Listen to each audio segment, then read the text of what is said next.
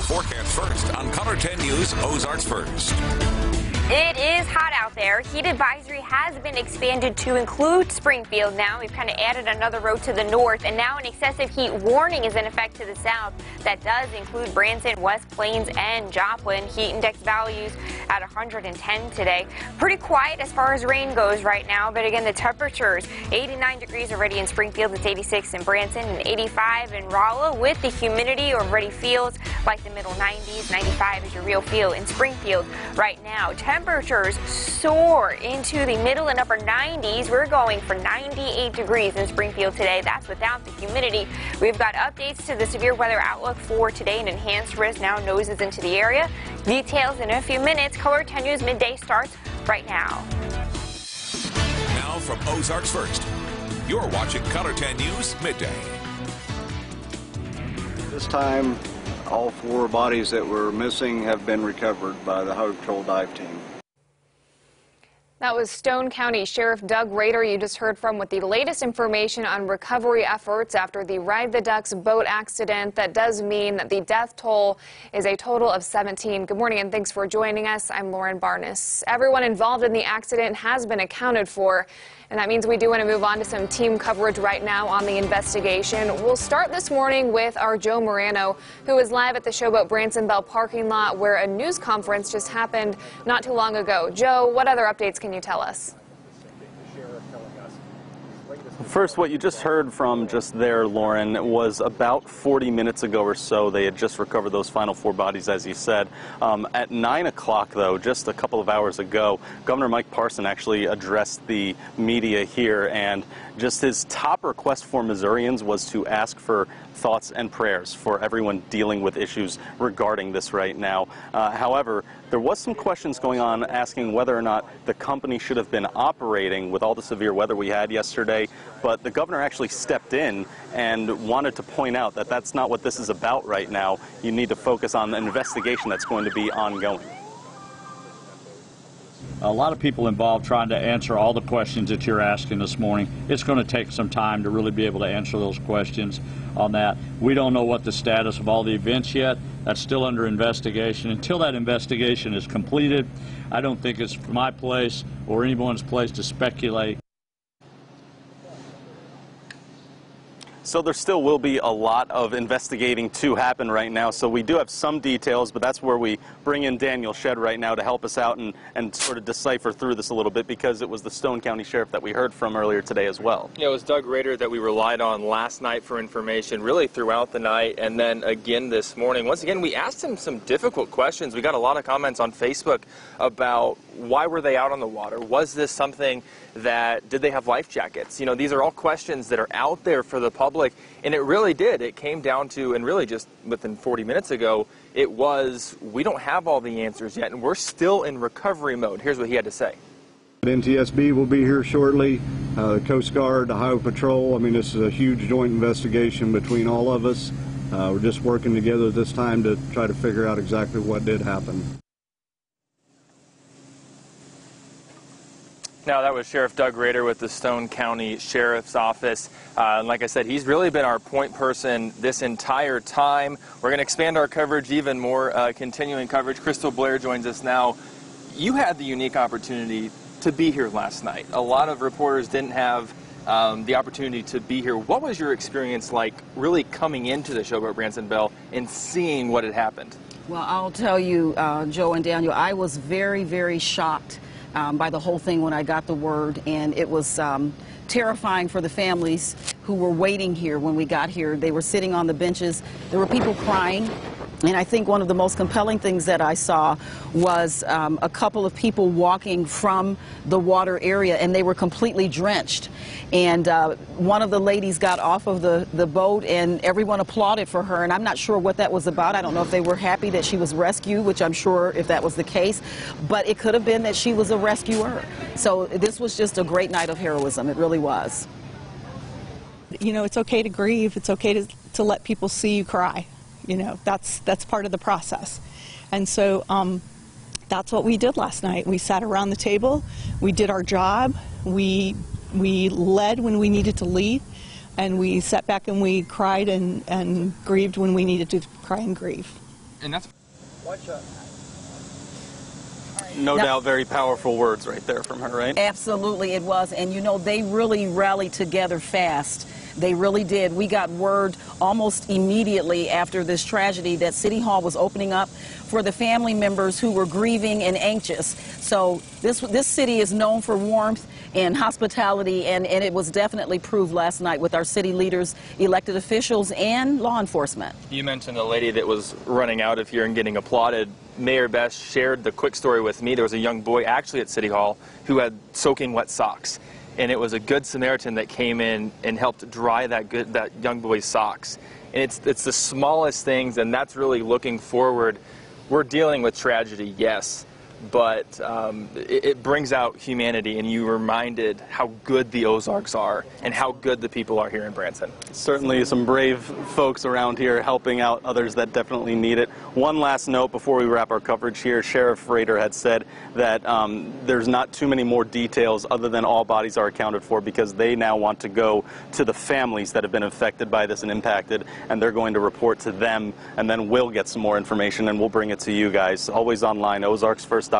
Our coverage in Branson is going to continue throughout the day and throughout the weekend, but for now, let's send it back to you, Lauren. Joe, Daniel, and Crystal, thank you for your continued coverage this morning and your unique perspectives there live in the field. It's also important to mention that the National Transportation Safety Board has been investigating what happened on Table Rock Lake. We also heard Sheriff Rader push for information at the press conference this morning to be sent to the NTSB. If you have anything, you should send it to witness@ntsb.gov. That's the email address there. And you may remember some other high-profile incidents involving the duck boats around the Ozarks and America. Unfortunately, this is not the duck's first tragedy. In the summer of 1999, a duck boat sank while floating on Lake Hamilton in Arkansas, killing 13 of the 20 on board. That boat began taking on water quickly, sinking in just a matter of minutes. The company continued to operate from then on, but refrained from entering the water. As we know, sometimes they do stay on land. And moving to Philadelphia in 2010, a Ride the Ducks boat collided with a barge on the Delaware River, sending that boat and its 35 passengers underwater. Two of them, a 16 and 20-year-old, were killed. In that case, the driver of the tugboat pushing the barge admitted to being distracted by his cell phone. He spent a year in prison. Ride the Ducks Branson has posted this on Facebook. We are deeply saddened by the tragic accident that occurred at Ride the Ducks Branson. This incident has deeply affected all of us. Words cannot convey how profoundly our hearts are breaking. We will continue to do all we can to assist the families who were involved and the authorities as they continue with the search and rescue. The safety of our guests and employees is our #1 priority. Ride the Ducks will be closed for business while we support the investigation and to allow time to grieve for the families and community. Adding, thank you for your support, and we ask that your thoughts and prayers be with the families during this time. It's about 8 past the hours. We take a live look outside right now from our tower cam. Elisa, skies are clearing up this weekend, and maybe the bright spot that we need, right? By this weekend, yes. Saturday, Sunday, going to be gorgeous. But today, we've got to get through another possible round of severe weather. Details on that right after the break. From KOLR 10 Ozarks First, this is KOLR 10 News Midday.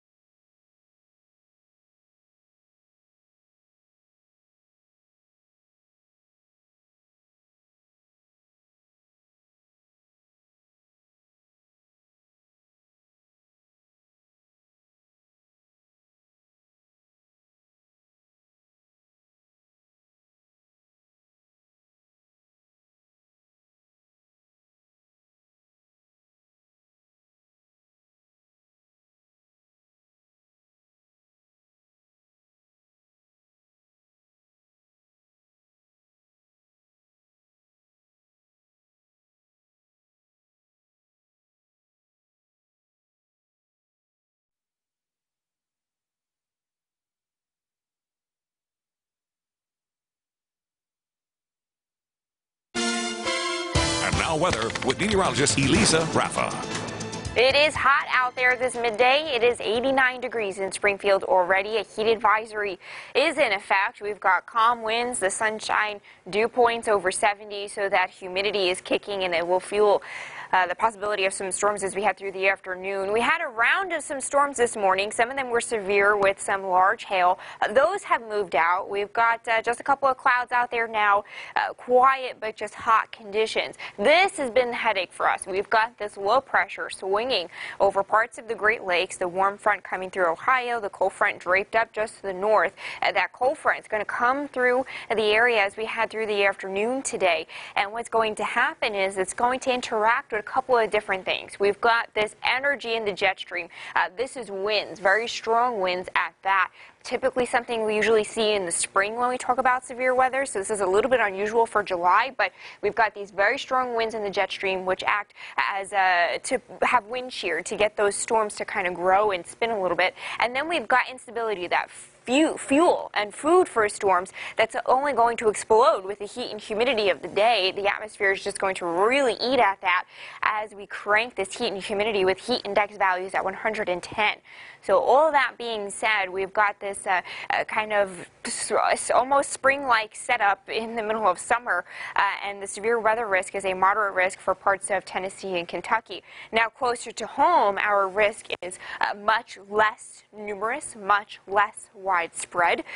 We'll miss out on, I guess, quote-unquote, the worst of it. However, we still have that slight risk of severe storms across the area, and now we've got this enhanced risk of severe storms that's nosing into part of the Ozarks. So what I think is going to happen here is we'll have these storms, some of them strong to severe, especially in that slight risk area, and then in the enhanced risk is where they'll be the strongest as they scoot over to the spot where they'll be even stronger than that, right? And in this enhanced risk is where we could keep at least an isolated tornado threat this afternoon and evening. So winds 70 miles per hour, that's going to be a threat. Hail up to the size of golf balls, tornado threat, low area wide, but especially if you're in that corner in the orange, that's where I think the greatest threat lies, and then localized flash flooding, also a low-end threat.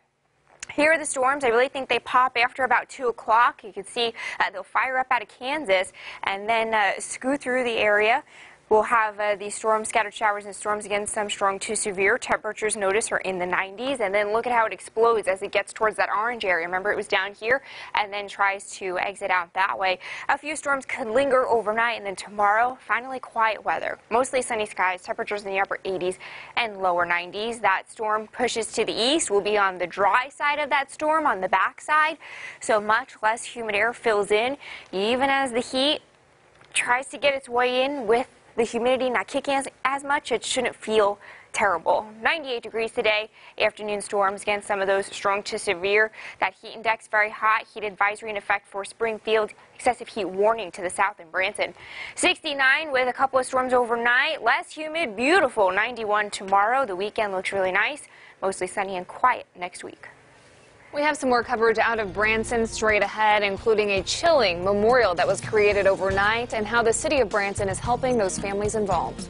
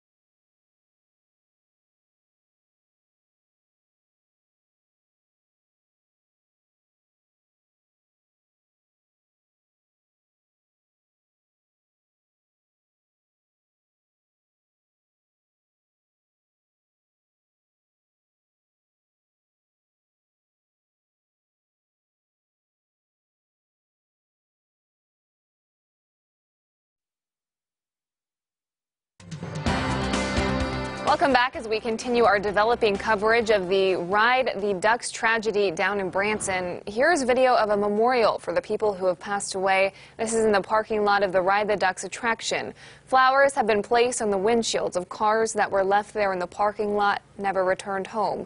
Loved ones have also come to pay their respects to the people they lost. And Branson city officials are helping the survivors of this deadly incident. They've set up a command post as well as a hotline. Branson City Hall is open to anyone affected, and Red Cross volunteers as well as chaplains will be available. There's also a number for concerned family members that you can call. 417-337-8515. Branson officials also say that even though they are not involved in this investigation logistically, they do want to help those affected in any way possible. And last night's thunderstorm brought winds close to 60 miles per hour. Right up next, Elisa is going to show us how that storm developed and really affected this incident after the break.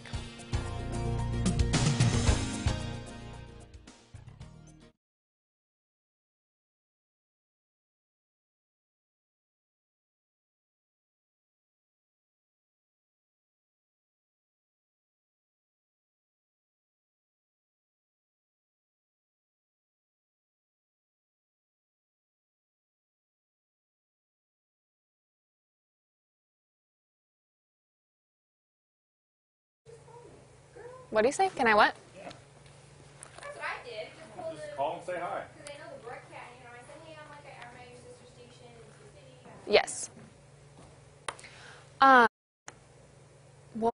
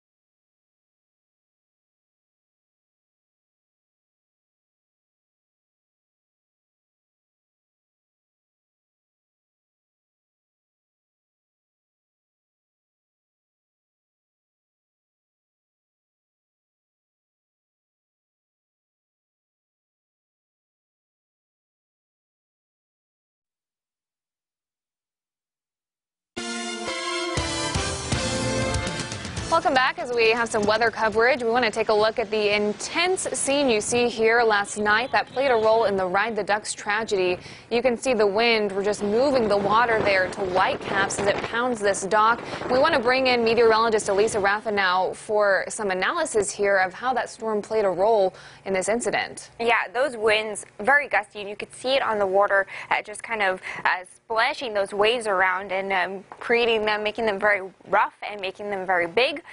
This is the site of the capsizing at Table Rock Lake, again, just to the south and west of Branson. Now, we've got a loop of these storms, right? And you can see the reds and the yellows and the oranges. That's the very heavy rain, and you could even see some of that lightning there. And then I want you to look at the very thin green line as this line comes in, look at the thin green line. That's the gust front where those very gusty winds kind of sat on the leading edge of those thunderstorms. If we look at the radial velocity, this shows us the winds by radar indicated. And if you see the pinks and the oranges there, that's where it's telling us that those were estimated at 40 to 50 to 60 miles per hour. And we saw those in reports at the airports. In Springfield, we hit a gust of 74 miles per hour. Branson West hit a gust at 52, and the Branson airport hit a gust at 63. And this was around the time of when that storm came through over the lake. The storm reports, again, not just around Branson. They started all the way up in Kansas as this whole line fired up there, and you could see the path that it took because it blew wind damage the whole way through. Multiple trees down, power lines down in the Springfield metro. This tree took the power line down and some power was out there. Roofs that were peeled away and shelf clouds that were just very impressive. We've got some video of the leading edge of that shelf cloud that was, again, that's where the gusty winds were, and from a meteorological standpoint, it was very impressive. Very powerful time lapse there. Elisa, thank you for that. We'll be right back with a final recap of today's top story.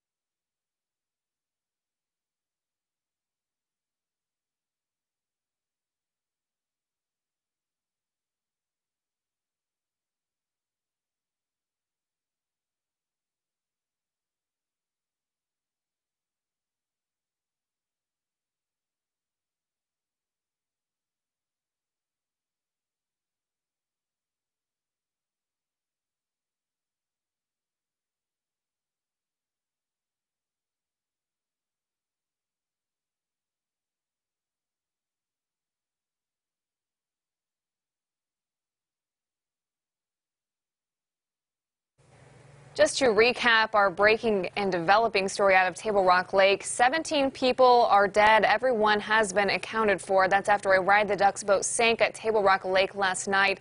Of the 2 crew members, Stone County Sheriff Doug Rader says the captain survived. The driver, however, is dead. The sheriff is not able to answer 2 remaining questions that are pretty big: whether passengers wore life jackets, if life jackets were available, or if the forecast was checked beforehand. And also, President Donald Trump tweeted out his condolences to Missouri, saying, quote, "My deepest sympathies to the families and friends of those involved in the terrible boat accident, which just took place in Missouri. Such a tragedy, such a great loss. May God be with you all." Certainly, this is a story we'll be following throughout the day today, and you can expect live updates as often as possible on social media and tonight at 5 and 6. In the meantime, we have some weather to watch as well. Yeah, scattered showers and storms. Some of those could be strong to severe, so please stay weather aware. Very hot, 98 degrees today. Less humid and beautiful through the weekend. All right, we surely need it. Thank you, Elisa. Thanks for joining us right now. We'll see you back here at 5 o'clock.